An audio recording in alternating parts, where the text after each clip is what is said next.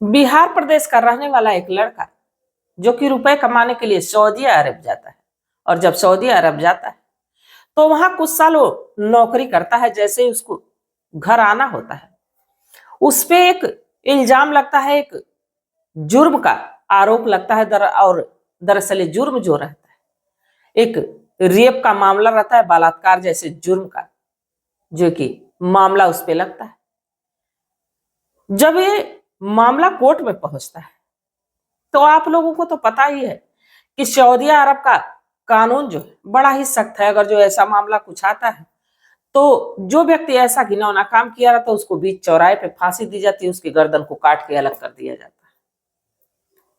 बाकी यहाँ जो लड़का है, जो गुनहगार है, जब वहां की अदालत में पहुंचता है तो जो जज साहब होते हैं जब सारी बात सुनते हैं तो जब सजा सुनानी होती है तो कहते हैं कि इस लड़के को 10 लाख रुपए दे दिया जाए और इसे इंडिया पहुंचाया जाए। आखिर जज साहब ने ऐसा फैसला क्यों सुनाया, तो इसको जानने के लिए, इसको समझने के लिए हमारे साथ वीडियो में अंत तक बने रहिए।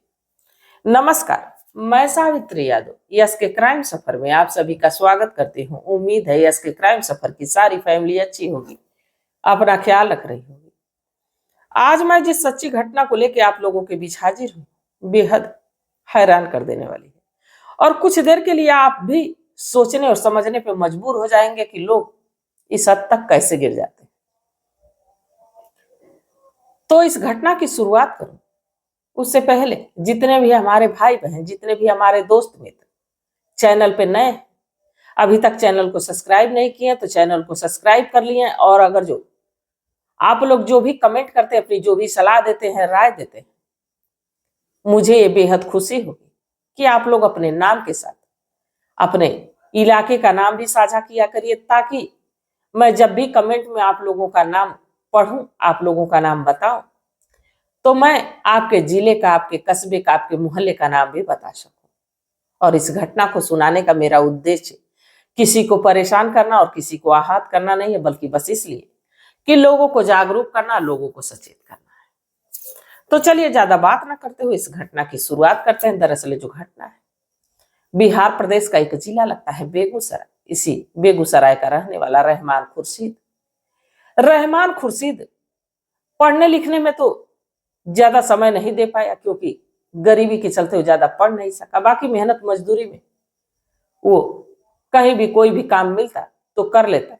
इसलिए जो भी इलाके के लोग थे, जो काम कह देते वो बखूबी करता, इसलिए सब लोग उससे खुश भी रहते। तभी उसी इलाके का एक व्यक्ति जो कि रहमान की शादी की बात करता है, और शादी रहमान की एक सलमा नाम की लड़की से मुकर्रर की जाती है।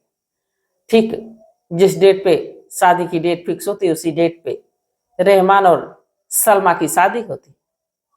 सलमा जब शादी करके रहमान के घर आते हैं, जब सारे नात रिश्तेदार अपने घरों को चले जाते, अब दोनों पति पत्नी अपनी जिंदगी को आगे बढ़ा रहे होते हैं। बाकी जैसे 3 से 4 दिन का वक्त गुजरता है, जो सलमा है वो कहते हैं कि दरअसल रहमान नामर्द है और वो कभी हमें खुश नहीं रख सकता।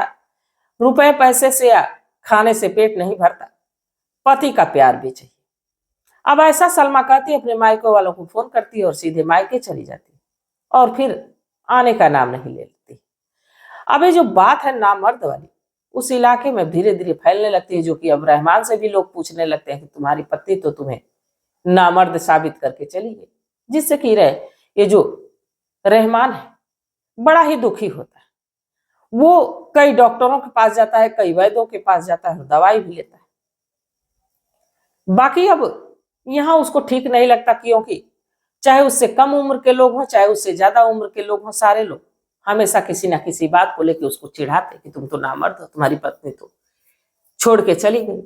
अब इसी बीच रहमान की बात सोचती है कि क्यों ना यहाँ से दूर चला जाए, कुछ समय यहाँ से दूर चलेंगे तो हो सकता है वापस आने के बाद फिर से हमारी दूसरी शादी हो जाए और जिंदगी आगे अच्छी हो जाए। तभी वो एक व्यक्ति से बात करता है और सऊदी अरब के लिए वो नौकरी की बात करता है, और उसका जाने का डेट भी फिक्स हो जाता है। अब रहमान जो कि सऊदीया के लिए निकलता है, जो यहाँ से दवा लिया रहता है वो भी लेके निकलता है। सीधे सऊदीया पहुंचता है। बाकी यहां भी इसकी किस्मत खराबी, जिस शेख के पास वो पहुंचता है अब उससे लगभग 12 से 15 घंटे 18 घंटे कभी कभी काम लिया जाता है, जिससे कि रहमान बड़ा ही दुखी हो जाता है कि आसमान से गिरे खजूर में अटके, जिसके वजह से मैं सोचा कि मैं दूर जाऊंगा तो कुछ टेंशन कम होगी, यहाँ तो डबल टेंशन होगी, काम का लोड हो गई। अब कुछ समय तो रहमान वहां काम करता है, बाकी कुछ ही समय के बाद उस शेख के यहाँ से भागता है और सऊदी अरब में ही एक दूसरे शेख के पास पहुंचता है और उससे बातचीत करता है, काम की बात करता है। उससे कहता है कि देखो मेरे पास मवेशी है, अगर जो उनको चराओ, उनकी जो कि खातिरदारी, उनकी देख रेख अच्छे से करो, तो मैं तुम्हें अच्छा खासा पैसा भी दूंगा और तुम्हारा रहना खाना सब कुछ फ्री होगा। अब जब ये बात रहमान खुर्शीद सुनता है तो बड़ा ही खुश होता है कि चलो रहना खाना फ्री, तनख्वाह मिलेगी, पूरी की पूरी बच जाएगी। अब उस शेख के पास रहने लगता है और रहने लगता है तो उसे भी काम आसान लगता है, क्योंकि मेहनती रहता है, मवेशियों को खिलाता, जैसे कि बकरियां भेड़े, इनकी देख रेख करता और साथ ही कुछ घर का काम काज रहता उसको भी कर देता। धीरे धीरे समय गुजरता है और लगभग 2 साल का समय गुजर जाता है। बाकी रहमान को एक दिन याद आती है कि क्यों ना गांव चले और गांव चल के कुछ दिन गांव पे भी रह ले, यहाँ तो कमाने में आया था। अब ये बात अपने शेख से कहता है, बाकी शेख कहता है कि ऐसा है, पहले तो तुम जिस शेख के पास आए थे वहां से तुम भाग के मेरे पास आए हो, मैं तुम्हारा कपिल हूं नहीं, बाकी तुम्हारे भेजने की उपाय करता हूं। और जहां तक तनख्वाह की बात रही, रहमान खुर्शीद महीने का महीने पैसा लेता नहीं था, उसी के पास छोड़ता था कि जब मैं जाऊंगा तो इकट्ठे आप दीजिएगा, मैं लेके जाऊंगा। अब इसमें जो शेख रहता है कहता है कि मैं तुम्हारे पैसों का इंतजाम कर दे रहा हूं, इसके बाद तुम जाना। अब 3 से 4 दिन का समय गुजरता है, फिर से रहमान एक बार फिर अपने शेख से कहता है, शेख कहता है कि ठीक है, मैं तुम्हारे पैसे का इंतजाम कल कर दूंगा, ऐसा है कि आज घर का कुछ काम है, तुम उसको कर लो। रहमान खुर्शीद जाता है बाजार से, कुछ सब्जियां कुछ सामान लेके आता है और लेके सीधे अपने कपिल की पत्नी के पास जाता है, यानी शेख की पत्नी के पास जाता है। बाकी जैसे ही वो भीतर जाता है, कुछ देर के बाद वहां से चीखें आने लगती और जब उस मोहल्ले के लोग इकट्ठा होते तो पता चलता है कि ये जो रहमान खुर्शीद अपनी शेख की पत्नी के साथ जबरदस्ती करने की कोशिश कर रहा है, उसका रेप करने की कोशिश कर रहा है। अब तुरंत पुलिस को जो है कि फोन होता है, सऊदीया पुलिस आती है और इसे रहमान खुर्शीद को गिरफ्तार करके लेके चली जाती है। अब जैसे ही वहां के जो कानून के हिसाब से इसे अदालत में पेश किया जाता है तो सारे सबूत इसके खिलाफ रहता है, क्योंकि जो शेख की पत्नी रहती वो भी इल्जाम लगाती कि इसने मेरी इज्जत लूटने की कोशिश की और इसने तो हद ही पार कर दी, मेरे घर में रह के मेरे साथ विश्वासघात किया, मेरा नमक खाया और मेरे साथ नमक हरामी की। जज साहब आग बबूला।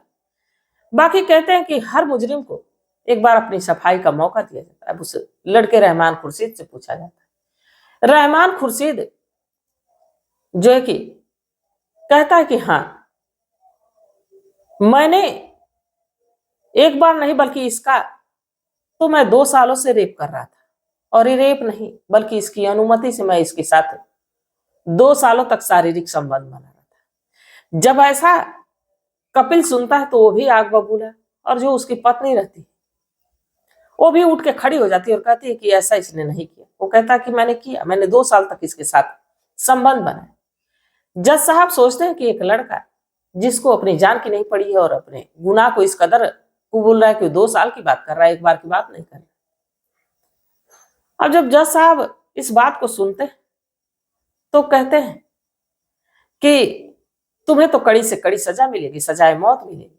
इस पे जो शेख की पत्नी होती है खड़ी होकर कहती है, नहीं नहीं जैसा, इसको सजा मिलनी ही नहीं चाहिए, इसने मेरे साथ कुछ किया ही नहीं। अब जब शेख की पत्नी ये बात चिल्ला चिल्ला के अदालत में कहने लगती है, भरी अदालत में लोग भी परेशान, वकील भी परेशान, जज साहब भी परेशान कि पहले तो इस पे बलात्कार का जो कि आरोप लगाया गया, दूसरी बात ये कह रही कि मेरे साथ कुछ नहीं किया। अब उस लड़के से पूछा जाता है। अब जो लड़का रहमान खुर्शीद, वो जैसे ही जेल में आता है, उसकी जेल में एक व्यक्ति से मुलाकात होती है, वो व्यक्ति पूछता है कि तुमने कौन सा जुर्म किया है। रहमान खुर्शीद सारी बात बताता है कि मैंने तो कुछ किया नहीं, पर मेरे पे आरोप है कि मैंने बलात्कार किया अपने सेठानी के साथ, अपनी मालकिन के साथ। वो व्यक्ति कहता है कि मरना तो तय है, इसकी सजा तो मौत ही है, बाकी अगर जो एक उपाय कर लो तो हो सके तुम्हारी ये सजा टल जाए।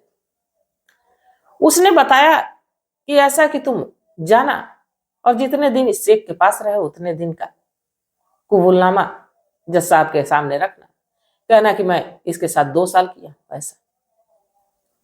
अब जब ये बात जज साहब सुने तो जज साहब भी बड़े हैरान और बड़े परेशान। और वो लड़का कहा कि ऐसा है कि मेरी जो कमाई है, मेरी रकम जो है इनके पास ज्यादा इकट्ठा हो गई, इसलिए देना नहीं चाहते थे। तो ऐसा ये षड्यंत्र बनाए। अब जब जज साहब इसके बारे में उस तारीख को हटाते हैं और इसके बाद इस बारे में जांच करने के लिए वकीलों को कहते हैं, जब सारी जानकारी हासिल होती है तो पता चलता है कि जो शेख है वो गद्दारी कर रहा था, वो धोखेबाजी कर रहा था इस रहमान खुर्शीद को, इसके पैसे ही नहीं देना चाहता था और उससे बचने के लिए उसने ऐसा अपनी पत्नी को अपने मत में करके उस पर आरोप लगाया कि इसने मेरी पत्नी के साथ रेप जैसी घिनौनी वारदात की।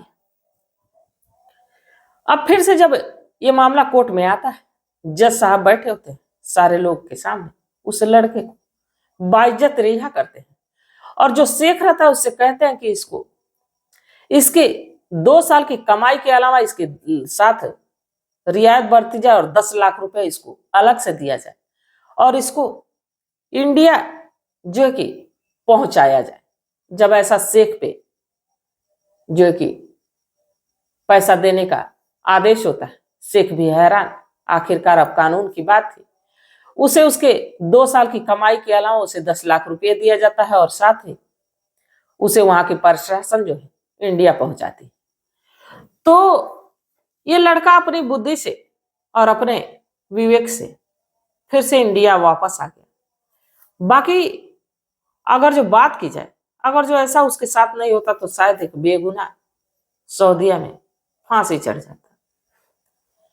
तो आप लोगों को ये घटना कैसी लगी, आप लोगों को ये कहानी कैसी लगी, जरूर बताइएगा कमेंट सेक्शन में। और रहमान खुर्शीद और साथ ही जो उसका कपिल था उसके साथ क्या और होना चाहिए था, क्या उसको सजा मिलनी चाहिए थी। और तमाम जो हमारे देश से, इंडिया से, श्रीलंका से, बांग्लादेश से सभी लोग जो वहां जाते हैं काम करने और वहां जाके फंस जाते हैं और कुछ ऐसी घटनाओं में फंस जाते हैं जिससे कि वो निकल नहीं पाते, तो उनके लिए ये बहुत बड़ी सीख है।